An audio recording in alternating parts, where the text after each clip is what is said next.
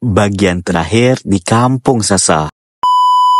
Setiap pertemuan tentunya ada perpisahan. Begitu juga dengan video yang kami rekam ni. Karena ini merupakan video terakhir kami di Kampung Sasa. Selepas ni entah bila lagi rasanya kami dapat sampai ke kampung ni. Sebenarnya ada juga rasa senang karena dapat tunjukkan ke Ika kalau Kampung Sasa tu macam gini rupanya. Manalah tahu kan suatu saat nanti Ika nak berjalan ke kampung ni. Jadi dah tengok video ni tahulah macam mana gambarannya. Begitu juga dengan yang dah lama tak balik ke kampung. Dengan adanya video ni setidaknya dapat juga terobat rindu. Betul tak? Oh ya, Ika perasan tak kalau Kampung Sasa ni cukup bersih. Walaupun kondisi jalan semanisasinya dah banyak yang rusak, tapi tak ada kan ternampak sampah bertumpuk-tumpuk. Makanya kalau menurut kami, Kampung Sasa ni bisa direkomendasikan sebagai salah satu kampung yang cukup bersih. Ini hanya pendapat kami ya. Setiap orang tu kan boleh je berpendapat macam mana. Tak tahulah kalau menurut Ika macam mana pula. Oh ya, dengan berakhirnya video kami di Kampung Sasa, kami minta maaf ya kalau dari bahagian pertama sampai di bahagian akhir ni ada kata-kata yang kami ucapkan tak berkenan di hati Ika. Sekarang ni kami dah sampai di bahagian paling hujung Kampung Sasa. Di depan sana tu dah tak ada lagi jalan. Dadah.